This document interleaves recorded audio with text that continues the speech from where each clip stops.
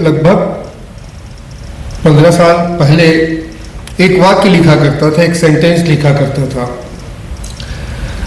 कि अब कोर्ट फैसले नहीं कर रहे हैं, जजेस फैसला कर रहे हैं। वो एक टर्निंग पॉइंट था जो मुझे दिखाई दे रहा था कि अब कोर्ट की अहमियत जो है वो कम हो रही है। आज मैं ये महसूस करता हूं कि पूरी की पूरी कोर्ट को किस तरह से अपने हिसाब से उसको बना लिया जाए। अपने हिसाब से मतलब संविधान को सिर के बल पढ़ने के तरीके से कैसे इसको हम तैयार कर लें, ये कोशिश सब चल रही है। यानी कि उल्टा, एक संविधान को उल्टा पाठ कैसे पढ़ा जाए। इसीलिए बार बार देखिएगा एक मसला आता है, इंटरप्रिटेशन। जब हम लोगों ने संविधान बनाया 1931 से हम लोग बात करने लगे सिविल राइट्स की।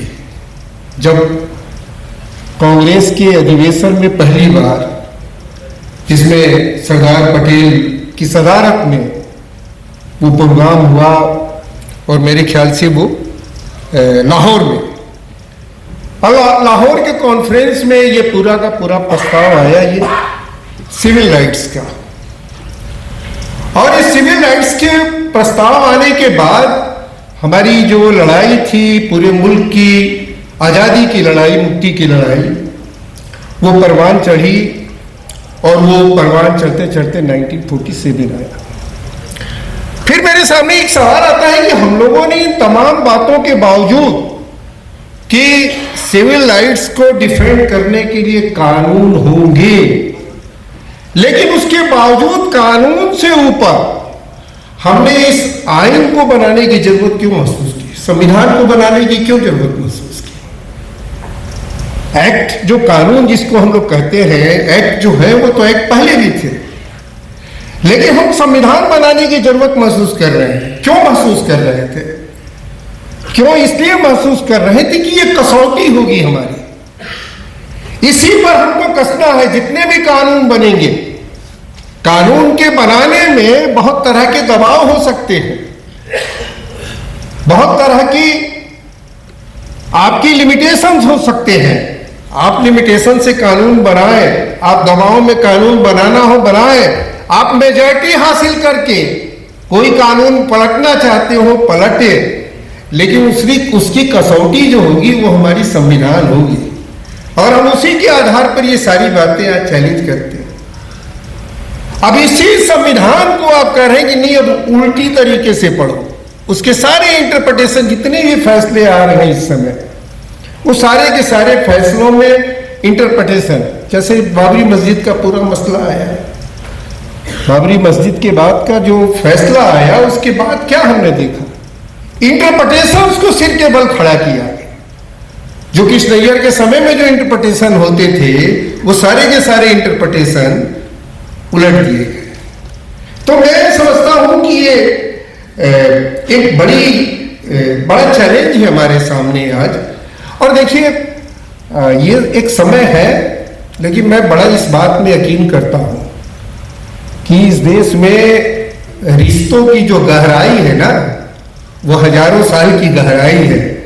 वो आपके कुछ सालों और चंद दिनों से वो कुछ उसको बहुत कुछ नहीं होने वाला। इस यकीन के साथ हम लड़ाई लड़ते हैं, और इस यकीन यही हमारी ताकत भी है। आप कर लीजिए, आपको एक मौका मिल गया, किसी तरह से एक मौका मिल गया, और आप चाहते हो कि हम रौंद डालें कुछ चीजों को, बुलडोजर चलवा दें, लिंचिंग करवा दें, सब कुछ करवा दें। लेकिन इस देश में रिश्तों को आप जो हजारों साल की गहराई में रिश्ता बना हुआ है, इसको बहुत ज्यादा आप नहीं खत्म कर सकते। दूसरी बात जो मैं कहना चाहता हूं कि देखिए, एक बात जैसे आइन की बात है, ठीक वकीलों की रोल पर हम कहते हैं कि आप आइन मतलब संविधान नहीं बन रहा है, लेकिन इसके साथ साथ वकीलों की ही जमात जो है, यानी कि जो रूल ऑफ लॉ में यकीन करते हैं, लेकिन उसके साथ इंसाफ की भी बात करते हैं। तो सारे लोगों ने इस देश में जितने भी सिविल राइट्स के ऑर्गेनाइजेशन बने, उसकी हिस्ट्री पढ़िए। उसकी जब आप हिस्ट्री पढ़ेंगे तो आपको मालूम होगा कि वो जो वकील है या जो लॉ के जानकार हैं वो कोर्ट में भी तकरीर कर रहे हैं, बहस कर रहे हैं, इंसाफ की लड़ रहे हैं, लेकिन वो कह रहे हैं कि कोर्ट से भी चूक हो सकती है। इसीलिए हमको इस राइट्स को बचाने के लिए इस तरह के संगठनों की भी जरूरत है।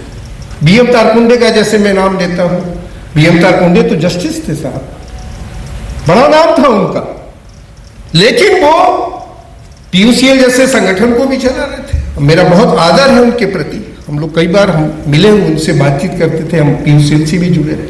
तो आप ये सोचिए कि वो जो कानून की हद में जो बात नहीं आती थी, उन बातों को भी वो उठाने का काम करते थे। बार एसोसिएशन का जो रोल था, बार जो काउंसिल थी उनका रोल था, जो डिस्ट्रिक्ट में जो वकीलों के जो संगठन थे उनका जो रोल था, बिल्कुल हम लोग ये देखते थे कि वो जो राइट्स हैं आपके, democratic rights, civil rights, human rights, उन तमाम के लिए वो लोग आगे आते थे।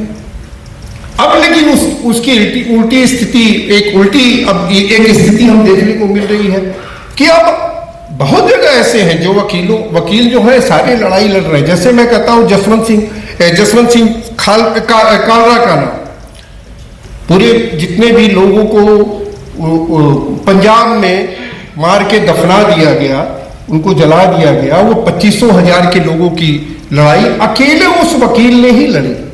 अभी शाहिद आजमी का नाम मेरे जहन में आ रहा था जब ये सारी बात हो रही थी कि मुंबई ब्लास्ट के बाद, 7/11 के बाद पूरी लड़ाई जो है वो किसने लड़ी। लेकिन उसमें एक अहम बात हुई, अभी उस पर एक फिल्म बनी है जो हिमोलिम्स के नाम की एक फिल्म उसमें बनी है, 7/11 के जो जिनको की बेकसूर फंसाया गया था और रिहाई हुई बाद में, उसमें बहुत इंपॉर्टेंट बात जो है जो मैं यहाँ जरूर शेयर करूंगा कि वहां जो बेकसूर जो लोग पकड़े गए उनमें से जो एक ही व्यक्ति को पहले रिहा किया गया और उन्होंने कानून का, यानी आरटीआई एक्ट आ गया था उस समय, और उन्होंने आरटीआई एक्ट का इस्तेमाल करके और बहुत सारे जो फैक्ट्स हैं उन फैक्ट्स को कोर्ट के सामने रखा, जिस फैक्ट्स की बुनियाद पर बाद में 9 और जो लोग थे उनकी रिहाई संभव हो सकी। फिर 9 लोगों को भी ट्रेंड किया गया कि वो आप कम से कम जो लॉ है उसके बारे में जाने, उसकी जो जरूरतें हैं उसके बारे में जाने और लोगों को अवेयर करें।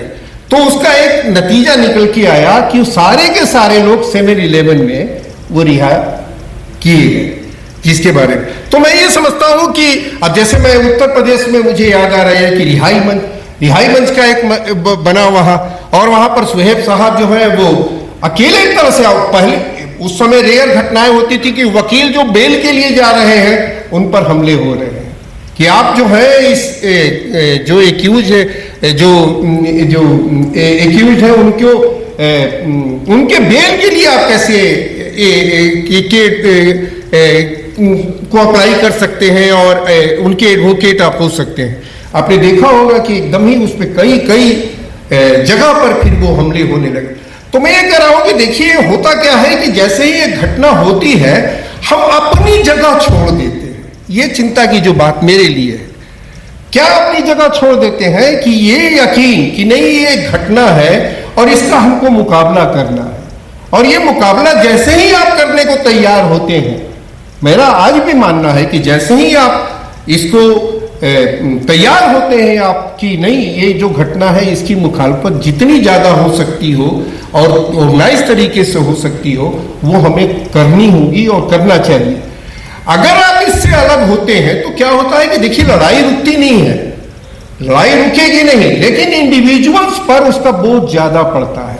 आज भी जैसे मान लीजिए ये फुजेल साहब कह रहे थे या अजीत साहब हैं या सलमान साहब, जितने लोग हैं वो क्या कर रहे हैं कि वो इंडिविजुअल लेवल पर अब ऑर्गेनाइज होकर 2, 4, 5 ही लोग लड़ाई सारी की सारी लड़ रहे हैं, जबकि ये इंसाफ का एक कल्चर हमारी सोसाइटी में काम करता रहा है, वो एक्टिव रहा है एक कल्चर के तौर पर कि जहां कहीं भी ये होगा इस तरह के डेमोक्रेटिक राइट्स, सिविल राइट्स का, ह्यूमन राइट्स का जहां कहीं भी वायलेट किया जाएगा उसके खिलाफ हम खड़े होंगे। अब ये जो कल्चर को खत्म करने का जो मसला है, यही सबसे अहम मसला है और मुझे लगता है इस पर सबसे ज्यादा गौर करना चाहिए। हम अक्सर इस तरह की मीटिंगें करें, इस तरह की अक्सर। अभी जैसे 3-4 दिनों से मेरे दिमाग में एक आता रहता है, जिस तरह से अटैक्स हो रहे हैं उसको लेकर आइडिया जाते हैं कि जितने भी लोगों को बेगुनाह के नाम पर, में गुनाह के नाम पर गुनाह करने के आरोप में गिरफ्तार किया गया पिछले 30 साल से, मैं ये जो 25 साल जो भी हूँ, जितने भी साल इधर रहे, और वो लोग जो रिहा हुए हैं, उन सब लोगों का एक कॉन्क्लेव हमको कराना चाहिए। जितने लोग बेकसूर थे और जिनको 20 साल, 15 साल, 10 साल के बाद उनकी बेकसूर होने के उसमें रिहा किया गया, उनका एक कॉन्क्लेव हमको यहाँ कराना चाहिए। और ये तय होना चाहिए, ये तय होना चाहिए। इस देश में ये कल्चर नहीं बनने देना है। इस देश में ये कल्चर, ये सबसे अहम मसला है कि आप रिहा हो गए, आप ये दिखा रहे नहीं, ये कल्चर ठीक नहीं है। बेल हो गया, ये दिखा रहे नहीं, बेल हो गया तो इसमें क्या दिखाना है भाई? ये क्या दिखाना है बेल हो गया? बेल आपकी किस बात का सबूत? आप बेगुनाह आदमी हैं, आपको फंसाया गया, आपकी बेगुनाही अभी साबित भी होनी है, और आप ये बड़ा सा ये साइन लेके आप दिखाने लगते, इसका कोई मतलब नहीं है।